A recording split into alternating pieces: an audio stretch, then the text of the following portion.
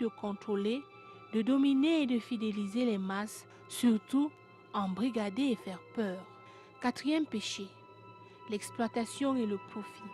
L'Église est la plaque tournante de toutes les exploitations humaines possibles. La pire d'entre elles est le capitalisme. En effet, l'Église impose la pauvreté pour mieux avoir du profit. Elle profite de l'incomplétude de la vie matérielle pour attirer les masses. Cinquième péché, les crimes et les guerres. L'Église s'est érigée comme une conscience morale des inquiétudes, des inquisiteurs et des conquistadors. L'Église est derrière toutes les velléités guerrières du monde. Nous avons vu le prélat, les évêques, les nonces bénir les armes destinées à la guerre et à des invasions meurtrières. Nous ne parlons pas des crimes contre l'humanité pratique, contre nature et les soutiens des réseaux mafieux ou encore des milices secrètes comme l'Opus Dei utilisées comme bras armés de l'Église. Sixième péché, Dieu et le diable. L'Église a créé son propre Dieu et son opposé qui est le diable. Elle prétend servir Dieu et pourtant pratique le culte de Satan. Observer les cultes religieux et sataniques, ce n'est que l'envers du décor pour l'un et pour l'autre. Pour les dieux cultes, c'est la même croix qu'ils utilisent. La croix du Christ est l'envers de la croix satanique. Et inversement, les sacrements sont d'ailleurs les mêmes. Les rituels sont semblables aux rites païens, donc pour l'Église, il n'y a pas de différence entre Dieu et le diable, puisqu'elle sert les deux. La vérité, si je mens, lisez le livre satanique écrit par le pape Léon intitulé Archidion du pape Léon et vous comprendrez tout. Septième péché, économie et politique. L'Église est capitaliste, elle prétend pourtant se passer des biens de la terre, c'est du moins ce qu'elle enseigne aux pauvres, alors elle amasse des fortunes colossales. Tenez par exemple Immobiliare. C'est la toute-puissante société immobilière du Vatican, la plus riche au monde, sans compter des masses d'argent ramassées dans des consortiums, la concentration des capitaux dans les banques, dont l'origine des fonds pour la plupart sont issus du commerce des Noirs. Par ailleurs, l'Église prétend ne s'occuper que des affaires du ciel. Pourtant, elle pèse dans les jeux politiques des différends qui sont dans sa zone d'influence. Et montrez-nous dans quel pays africain l'Église ne s'est-elle pas infiltrée dans les céréales du pouvoir? Aucun. Car l'État et l'Église ne font qu'un. Africaines, Africains, voici l'Église, voici le vrai visage de l'Église que vous servez, l'Église qui vous humilie et qui vous tient. En vérité, l'Église est sans conscience et sans morale. C'est un système qui vous chosifie, vous soumet, vous contrôle et vous écrase. C'est un monde de cœur sans cœur, un monde d'esprit sans esprit. Elle est l'opium du peuple. Lumbombo Benoît Bitton en conférence samedi 4 février 2017 à l'hôtel Loat. Quelqu'un s'amuse à vous lancer des flèches et ça vous attrape. Ce sont des poisons qui ne peuvent vous attraper si vous avez immunisé donc partie de votre corps. L'année 2017 débute sur les chapeaux de roue avec une vitesse grand V. Allez-vous tenir la cadence? Rien n'est moins sûr. Les conférences du Mbombok sont la marque de fabrique de toute prévision du futur et de tout contrôle de l'ordre des influences sataniques. Le Mbombok Benoît Bitton en conférence le samedi 4 février 2017 à l'hôtel Loat de 18 à 20h. Sur le thème protection mystique. Le Mbombok Benoît Bitton en conférence, c'est un rendez-vous de connaissances à ne pas rater. La protection mystique, formule sacrée de protection, technique de combat à distance, toutes ces clés vous seront révélées. Le Mbombok Benoît Bitton en conférence le samedi 4 février 2017 à l'hôtel Loat de 18 à 20h. Sur le thème protection mystique, contact et réservation 00237 677 71 61 36. 6 97 06 20 91. Si tu rates ça, tu le regretteras. La grâce propre de l'Église est d'évangéliser. Bien évidemment, l'Église ne peut qu'évangéliser. Ça veut dire que faire part de l'Évangile, ce qu'ils appellent l'Évangile au cœur de nos sociétés, au cœur de nos vies. Mais l'évangélisation, soit-il, alors elle est donc l'envers du décor de la réalité, donc du développement. Donc l'évangélisation permet simplement à appauvrir. Parce que quand on évangélise, on dit aux gens, tenez par exemple ceci, que Dieu est pour les pauvres et que la pauvreté est une utilité spirituelle pour pouvoir s'émanciper. Maître Ndiki, c'est une errance intellectuelle. Est-ce qu'il faut croire aujourd'hui à l'Église? C'est la première question. Non, Bombok, il faut bien le dire. Il ne faut pas croire à l'Église. Pourquoi?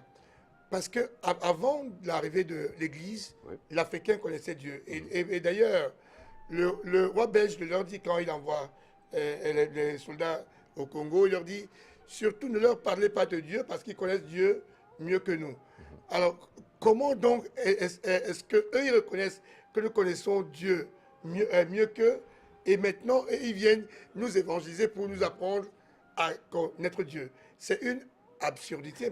Et revenons un peu sur le reportage tout à l'heure. On parlait de l'Opus Dei, mais on parlait surtout aussi de l'Enchiridion du pape Léon, qui est un véritable livre satanique en fait. Si vous l'avez lu, vous comprenez de quoi nous parlons. Mais est-ce qu'au regard de ça, faut-il donc véritablement croire aux destinées que l'Église semble donner à l'être humain? Non. En fait, l'Église ne donne pas une destinée à l'être humain. L'Église donne une destinée au peuple noir. Tout à fait. Parce que là, il s'agit, même quand vous suivez les évangiles qui sont faits, l'interprétation des évangiles, en Occident et ici, en réalité, ce n'est pas la même chose. Ce sont les mêmes textes, mais l'interprétation, tu as tendance à croire que tu es sous d'autres cieux lorsque tu suis un prêtre ou alors un évêque blanc qui parle en Occident. Par rapport aux évêques noirs ou aux évêques blancs et prêtres noirs ou blancs qui évangélisent chez nous. Oui. C'est-à-dire que chez nous, nous sommes déjà condamnés à l'enfer, et le blanc, lui, il est déjà au paradis. Oui, alors Marc Matisse Manga, voici ce que Montesquieu disait dans son 14e livre. Dans son 14e livre, voilà ce que Montesquieu disait de l'esprit des lois. Voilà ce qu'il disait. Il disait que on ne peut pas se mettre dans l'esprit que Dieu, qui est un homme sage, un être sage, pouvait donc mettre une âme, aussi une âme bonne, dans le corps d'un tout noir, ou alors un corps tout noir. Alors, c'est une supercherie finalement, une fourberie comme vous le dites. Et que, justement même, cette oppression occidentale fasse croire, à ce moment-là, nous sommes en 1635, que quoi? Que Dieu ne pouvait pas mettre une âme bonne dans un corps tout noir. Est-ce une réalité? Est-ce une fausseté? Ou alors n'est-ce pas là une autre fourberie pour pouvoir légitimer donc la domination sur le peuple noir?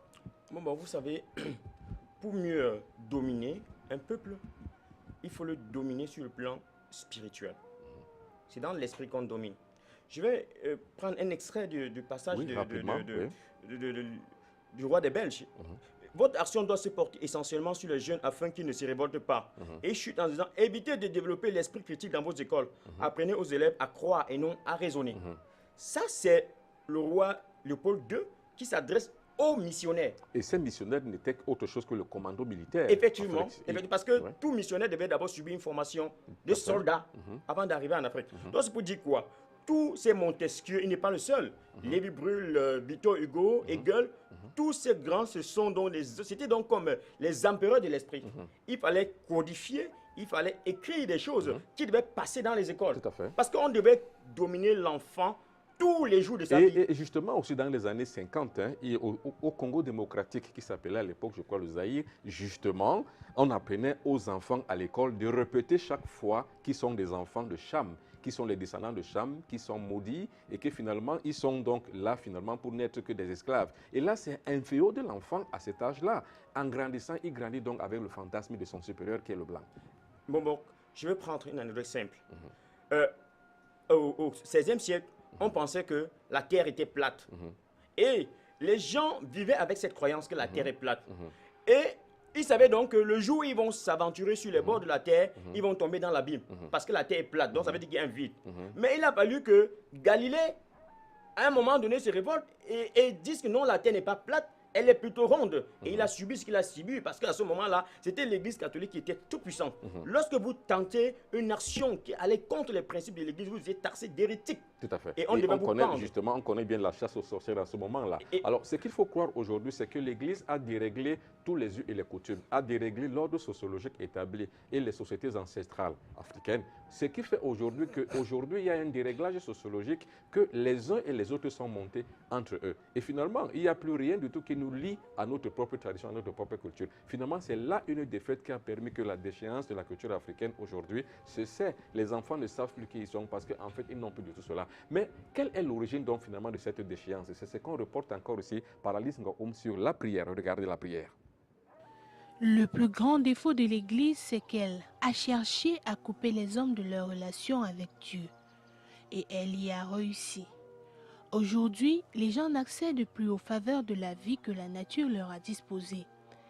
L'Église a réussi à les détourner et à s'accaparer de tous les biens. L'Église a réussi à les orienter vers un Dieu lointain et inexistant. L'Église a réussi à les formater de l'existence de ce Dieu banal au ciel.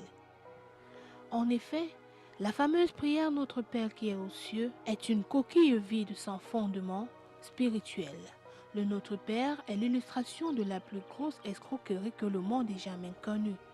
Cette prière place l'homme loin de ses aspirations spirituelles.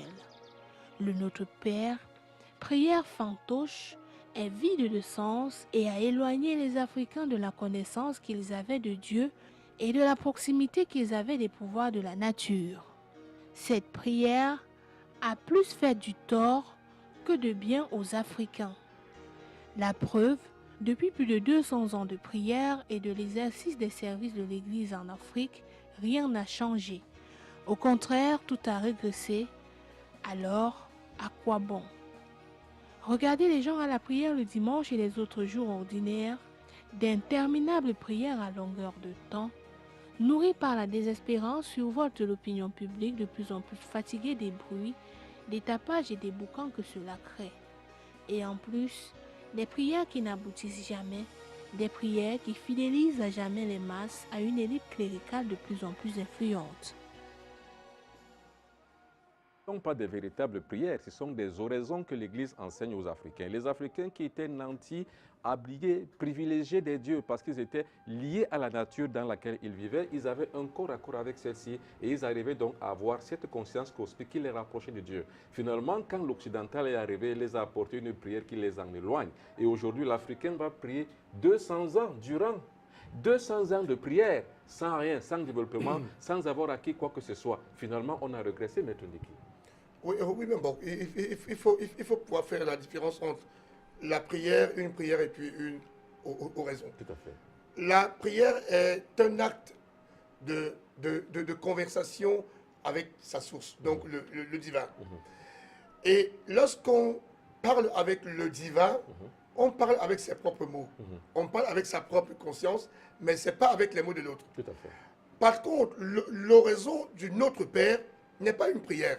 C'est une oraison, en fait, qui nous rappelle simplement les 7 dimensions de conscience de l'âme. Par contre, aujourd'hui, les gens utilisent donc cette oraison comme une prière.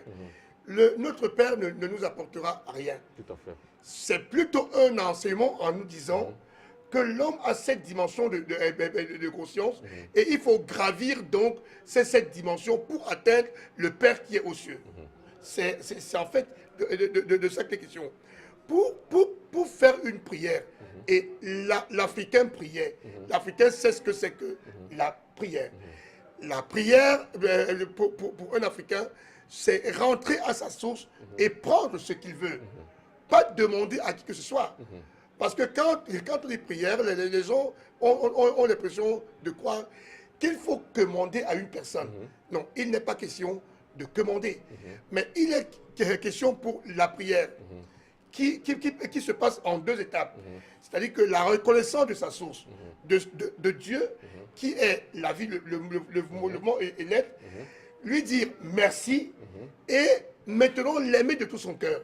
Voilà toute la prière qui doit être faite. Et donc là, on n'a pas besoin d'avoir un médiateur qui serait l'Église, un prêtre, non, un pasteur, non, pas du tout. Le prêtre ne peut pas être un médiateur entre Dieu et les hommes. Eh bien, c'est ce qui se passe. Alors, finalement, Marc Mathis Manga, c'est une relativité, en fait. Cette conscience cosmique qui est donc à la base de tout, à la source de tout, finalement, c'est une relativité. Parce que la théorie de la relativité voudrait dire que tout est relatif, tout est conscient, tout est un et tout est indivisible. Parce qu'en fait, tout se transforme et tout se complète. Bon, vous savez, mon objectif en principe ce soir, c'est de faire comprendre aux gens que l'Africain ancien, dans ses traditions, était plus proche de Dieu qu'il ne l'est aujourd'hui. Tout à fait. Il était vraiment plus proche de Dieu. Ça veut dire, quand on prenait un endroit, on dit qu'il faut aller sur l'endroit de Dieu. Et là, je lance un appel pour qu'on essaie de rehausser, de ramener les traditions actuelles au niveau de la science. Parce que nous sommes dans un siècle de lumière où il va falloir prouver et démontrer tout ce qu'on fait. Je rappelle pour dire que lorsque on disait qu'on s'en va sur l'endroit de Dieu, c'est comme aujourd'hui, on dit qu'on s'en va déposer un satellite quelque part dans l'espace. C'est justement parce que nos anciens savaient que sur ces endroits-là, il y avait plus d'ondes qui circulaient. Tout à fait. Et à partir du moment où vous vous tenez dans un endroit sacré, il est plus possible pour vous de mettre un souhait à partir de ce lieu-là et de recevoir. Tout à fait, parce qu'en fait, c'était finalement une onde vibratoire. Effectivement. Et alors, lorsqu'on s'était donc accordé à une belle fréquence, à une fréquence meilleure, on arrive à voir tout ce qu'on veut. C'est pour ça que la prière, véritablement, n'est pas l'ogre d'un savant, ou alors n'est pas véritablement le facteur de celui qui connaît, de celui qui s'est élevé et du spirituel. Non, la prière, généralement, est fixée par rapport à l'endroit où on se trouve et est fixée par rapport à la conscience cosmique qu'on a développée. Maintenant, quand on suivait le reportage tout à l'heure sur Dieu et le diable, finalement, on trouve que ce sont les deux formaux que l'Église utilise. Le diable d'un côté qui serait l'antithèse de Dieu de l'autre côté. Mais est-ce que c'est une réalité? Pour comprendre cela, Alice Ngoum va donc vous amener dans un autre reportage qui est l'Église de Satan, qui est l'envers du décor de l'Église. Regardez. Pour 2015 au Texas, l'église de Satan existe bel et bien. Il n'y a plus de doute là-dessus et vous devrez en être conscient car le basculement des forces en présence se joue de notre défaveur. Face à cette situation, il faut prendre des dispositions spirituelles pour parer à toute éventualité. Mais avant, scrutons d'abord les caractéristiques de l'église de Satan, dénotant comment sont conçues ses structures et les signes ostensibles qu'elle contient. D'abord les couleurs. Le rouge sang est singulier et domine par son éclat, ce qui nous rappelle la prédilection qu'il porte au sang. Ensuite, regardez la disposition de la croix. Elle est disposée à l'envers sur la forme structurelle d'un cercueil blanc. Juste sur le tapis rouge servant de marchepied aux fidèles est tracé un pentagramme à l'envers, signe de domination de Satan sur le matérialisme. Au fond, en face, contre le mur ouest de l'église, s'impose l'image du très vénérable maître de la terre, le sinistre Lucifer, l'empereur. Il est représenté par la tête d'un bouc aux longues cornes, symbole de Baphomet, le dieu païen. Devant lui se prosternent les hommes et les femmes de très mauvaise volonté, lui vouant un culte satanique. L'église de Satan fait recette aujourd'hui en tout milieu, dans tous les domaines et de tout point de vue. Aujourd'hui plus que jamais, de plus en plus de personnes se retournent vers Satan, convaincus qu'il est le meilleur rempart pour le succès de leurs activités, presque comme une mode, et au grand jour, le diable est de plus en plus exhibé. Son église est de plus en plus comblée, car le nombre de ses adeptes ne fait que grandir, poussés par le désespoir et l'envie de réussir. Parmi eux, des artistes de renom, des footballeurs de haut niveau, des intellectuels, des scientifiques et bien d'autres, ceux qui aspirent à la direction des affaires du monde. L'univers est de plus en plus en proie aux forces du mal. Le monde est de plus en plus dangereux et les hommes de plus en plus méchants. Les sectes font rage et jouent le jeu du diable. Les satanistes prolifèrent et emportent tout sur leur passage. Face à la gravité de la situation, une seule question nous triture le cerveau. Doit-on laisser faire? Non. Non au diable, non à Satan, non aux sectes, non aux forces du mal, oui à la lumière de Dieu.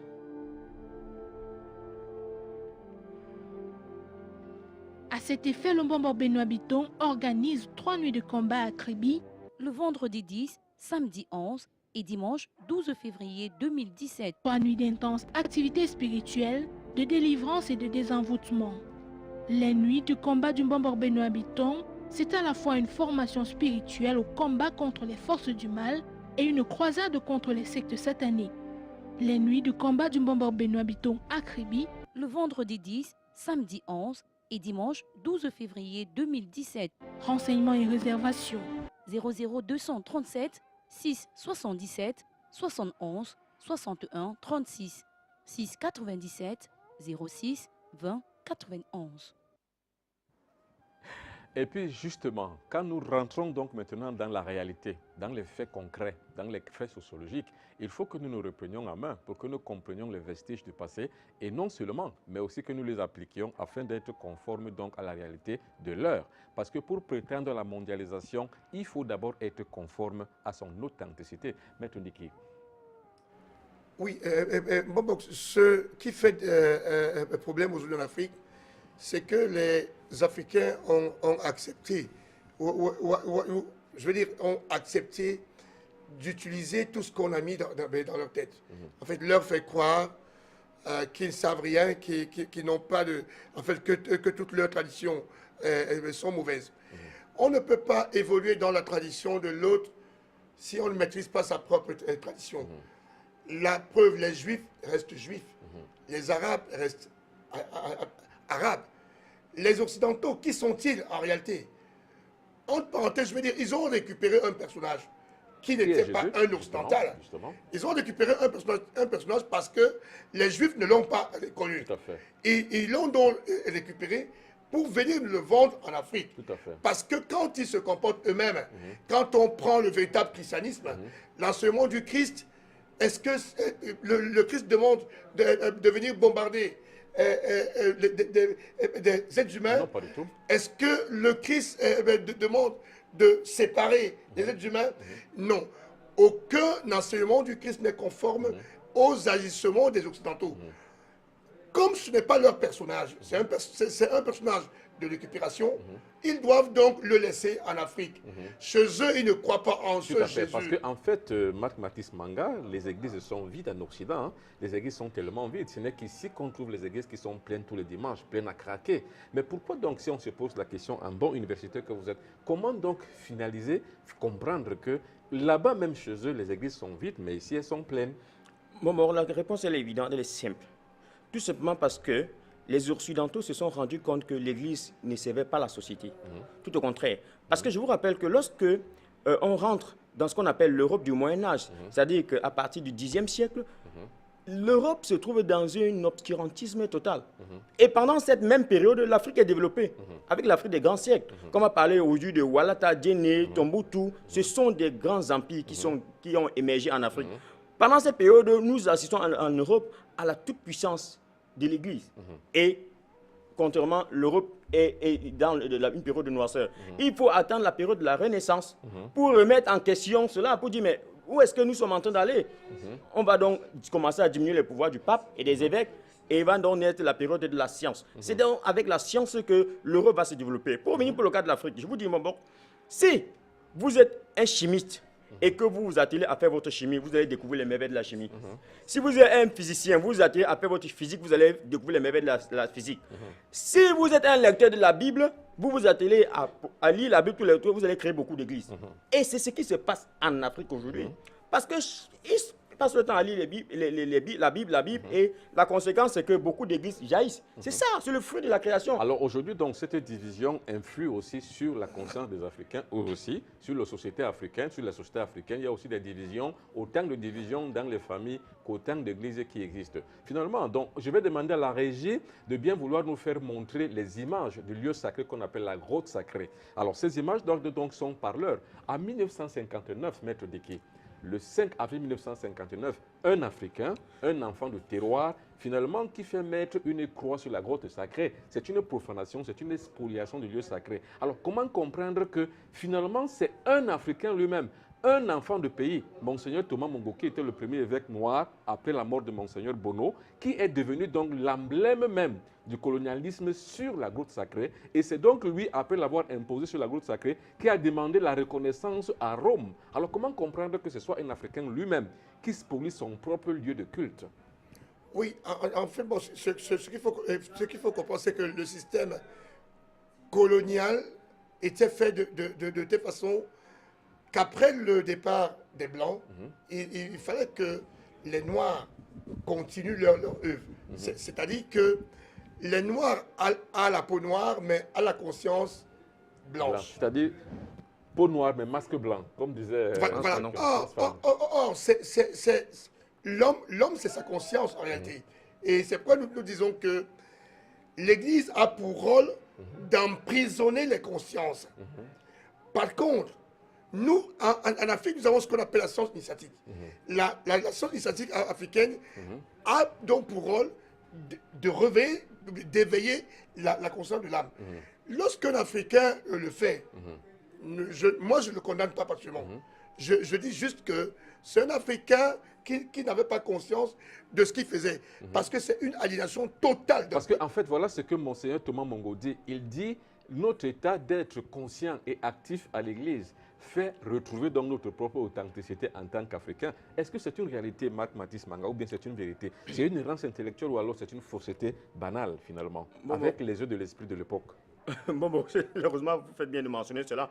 Et aujourd'hui, il est plus facile pour moi de dire que c'est une fausseté. Mais parfois, s'il faut rentrer dans le contexte de Thomas Mongo, qu'on vienne de quelque part lui dire, oh mon ami, voilà, ce que vous faites là n'est pas bien, tout.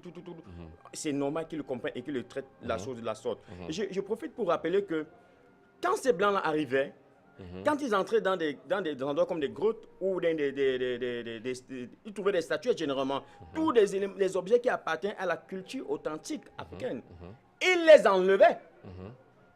Ils les enlevaient pour aller bourrer le musée. Aujourd'hui, quand vous allez au musée du Louvre, au musée du Quai d'Orsay, vous allez trouver tous ces objets de la culture africaine.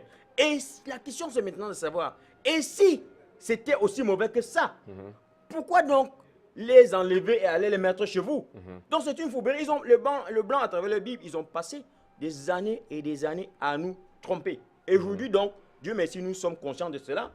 Si ceux qui nous regardent, les jeunes pensent que c'est avec la Bible que l'Afrique va se développer, Ils se trompent. ils se trompent. Ils vont attendre encore 1 million d'années. Oui, mais finalement, c'est quoi la prière en fait? Nous avons donc tenté à écorcher finalement la prière du type oraison pour pouvoir la ramener donc à la prière du type foi active. Parce qu'en fait, la foi, elle est soit passive quand on fait l'oraison, ou elle est active quand on participe. Corps, âme, science, physique, intime, intimité, sentiment, par rapport à la conscience cosmique pour pouvoir arriver à une réalisation d'une faveur. Finalement, on regarde ici, c'est quoi la préparation à la prière, on regarde et on en parle après.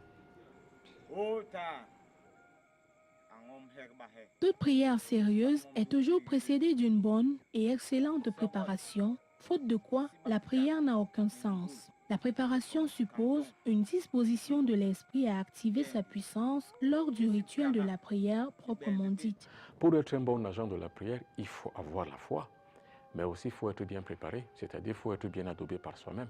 Il faut des cultures spéciales et des cultures spirituelles spéciales pour pouvoir y arriver. Tout le monde ne peut pas être un bon priant, mais par contre tout le monde peut prier. Pour être donc un priant, il faut être spécifié, c'est-à-dire il faut avoir ce qu'on appelle la congrégation de notre propre bénédiction et la consécration intime personnelle pour pouvoir arriver à la révélation. Quand on arrive donc à ces 3 niveaux, on peut donc être un bon priant.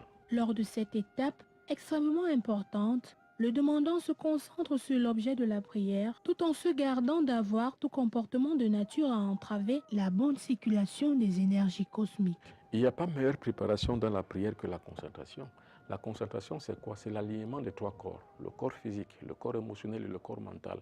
Les 3 doivent être rivés sur une seule ligne droite et ne penser qu'à une seule chose, à l'objet de la prière. Sans quoi? La conférence, donc, justement, voilà, c'est bon. Samedi 4 février 2017 à l'hôtel Loat. Quelqu'un s'amuse à vous lancer des flèches et ça vous attrape. Alors, ce sont des poisons qui ne peuvent vous attraper si vous avez immunisé dans une partie de votre corps. L'année 2017 débute sur les chapeaux de roue avec une vitesse grand V. Allez-vous tenir la cadence? Rien n'est moins sûr. Les conférences du Mbombok sont la marque de fabrique de toute prévision du futur et de tout contrôle de l'ordre des influences sataniques. Le Mbombok Benoît Biton en conférence le samedi 4 février 2017 à l'hôtel Loat de 18 à 20h. Sur le thème protection mystique. Le Mbombok Benoît Biton en conférence, c'est un rendez-vous de connaissances à ne pas rater. La protection mystique, formule sacrée de protection, technique de combat à distance, toutes ces clés vous seront révélées. Le Mbomboc Benoît Bitton en conférence le samedi 4 février 2017 à l'hôtel Ouad de 18 à 20 h. Sur le thème protection mystique, contact et réservation 00237 677 71 61 36 697 06 20 91. Si tu rates ça, tu le regretteras. L'univers est de plus en plus en proie aux forces du mal. Le monde est de plus en plus dangereux et les hommes de plus en plus méchants. Les sectes font rage et jouent le jeu du diable. Les satanistes prolifèrent et emportent tout sur leur passage. Face à la gravité de la situation, une seule question nous triture le cerveau. Doit-on laisser faire? Non. Non au diable, non à Satan, non aux sectes, non aux forces du mal, oui à la lumière de Dieu.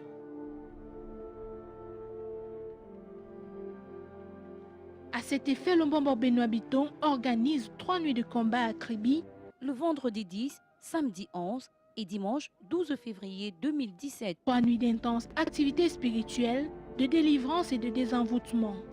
Les nuits du combat du Mbomboc Benoît Bitton, c'est à la fois une formation spirituelle au combat contre les forces du mal et une croisade contre les sectes sataniques. Les nuits du combat du Mbomboc Benoît Bitton à Kribi, Le vendredi 10, samedi 11 et dimanche 12 février 2017. renseignements et réservations.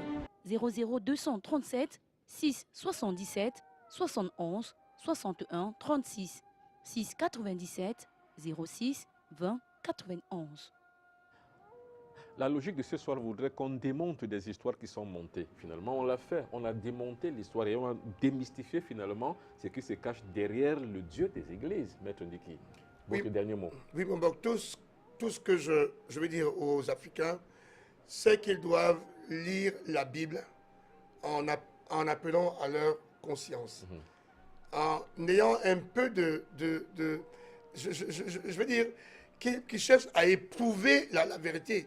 Parce que si nous prenons uniquement le livre, le chapitre qui parle de Noé, nous aurons beaucoup de choses à dire. Tout à fait. Il faut que quand ils lisent la Bible, qu'ils ne prennent pas ça pour argent comptant, qu'ils la lisent avec leur propre conscience, en cherchant à éprouver ce qui est écrit là-dedans. D'accord. Alors, Marc Mathis Manga, quel est votre dernier mot au sortir de cette émission? Alors, mon fils, tu as vu la vérité dans sa nudité. Te voilà donc chargé de la mission de guider tes frères vers cette vérité. Tel est l'original du verset tronqué de la Bible. Et cet original a été découvert dans les archives de la même ordre en 1947, après la Deuxième Guerre mondiale. Donc, à partir d'aujourd'hui, que tous ceux qui nous regardent sachent donc que il avait été plutôt donné aux Noirs de civiliser le monde entier. Et on l'a vu avec l'Égypte pharaonique. Donc, cessez de croire que vous avez été maudit. Cessez de voir ce qui vient de chez le blanc. Vous dites le blanc est plus bien que nous. Vous avez la capacité de faire tout ce qu'ils peuvent faire. La seule chose, c'est de comprendre et de croire en vous-même. Si vous allez lire la Bible, lisez-la avec un regard, avec un recul bien disproportionné, pour ne pas croire et accepter aveuglement ce qui est écrit, mais de raisonner parce que vous avez la même tête, vous avez le même sang que les blancs. Et à partir de ce moment-là, sur cette base, l'Afrique va pouvoir se développer. Alors, l'Église est à l'image de la Bible, c'est-à-dire que c'est un ramassis de connaissances hétéroclites ici et là, qu'on a concocté pour pouvoir créer donc un melting pot qu'on appelle aujourd'hui la Bible. Finalement, les églises aussi chrétiennes qui pullulent partout, qui s'amoncellent et qui se démorcellent, finalement, comme une bipartition successive, arrivent aussi à ressembler donc leur propre livre. Finalement, on est donc dans un chaos, dans un Capernaum. Ce Capernaum est inextricable parce que c'est une errance intellectuelle. Nous allons d'élucubration en élucubration, d'incertitude en incertitude. Mais l'Afrique doit sortir de là. Nous devons donc entrer maintenant dans une véritable voie, celle qui est conforme à notre propre authenticité, afin qu'au troisième millénaire, nous puissions donc être considérés comme un peuple entièrement à part. Mesdames et messieurs, merci beaucoup d'avoir été des nôtres. Vous avez passé 1 heure du temps à partager avec nous cette connaissance. Merci beaucoup. Merci, Maître Ndiki. Merci, Mbomboc. Merci beaucoup, Marc Mathis Manga. Merci à toute l'équipe de cette émission. Merci beaucoup à la direction générale aussi qui a bien voulu nous faire part de ceci, afin que nous puissions partager ce que nous pensons et le sentiment que nous avons sur l'Afrique de demain. Merci beaucoup. Asseyez-vous confortablement parce que sur Afrique Média, le meilleur est toujours à venir. Je m'appelle le Mbomboc Benoît Bitton. Je suis donc partant. Je reviens donc dimanche prochain, toujours avec le même plaisir et restez là, scotché. Bye bye, au revoir et à la prochaine.